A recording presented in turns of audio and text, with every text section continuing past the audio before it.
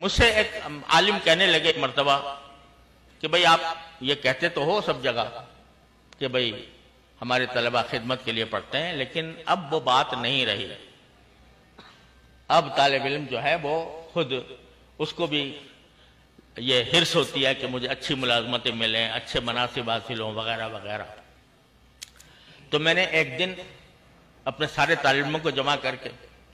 ان سے پوچھا کہ بھائی تم دل پہ ہاتھ رکھ کے بتاؤ تمہاری بات کہیں باہر نہیں جائے گی، لیکن یہ بتاؤ کہ واقعی ایک صاحب یہ مجھ سے کہہ رہے تھے،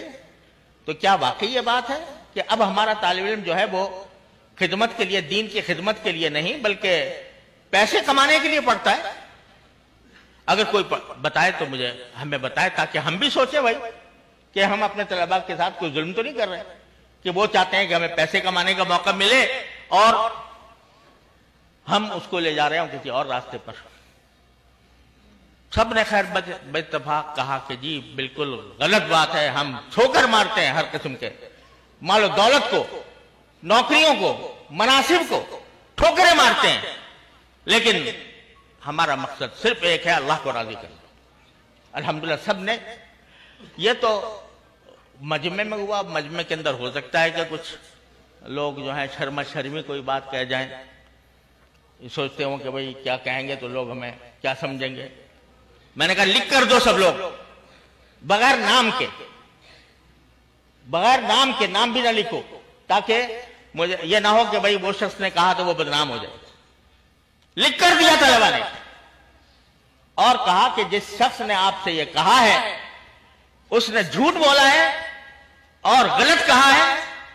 ہم بڑی سے بڑی منصبوں کو، بڑی سے بڑی دولتوں کو اپنی ٹھوکر پر رکھتے ہیں اور ہمارا مقصود سوائے اللہ کی رضا کے کچھ اور نہیں۔ تو بھائی یہ ہمیں سکھایا گیا ہے پہلے دن سے کہ تم اپنے لیے نہیں دوسروں کے لیے پیدا کیے گئے ہو، تم اپنے لیے نہیں بلکہ دوسروں پر رحم کرنے کے لیے پیدا کیے گئے ہو۔ رحم کے عنوان مختلف ہوتے ہیں،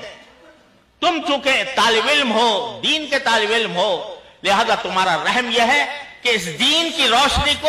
دنیا کی آخری حدود تک پہنچاؤ۔ اس رحم کا تقاضا یہ ہے کہ تمہارے دل میں یہ طلب ہو کہ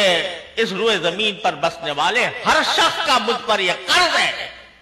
کہ میں اس کو دین کا پیغام پہنچاؤں۔ الحمدللہ یہ تعلیم ہمیں دی گئی۔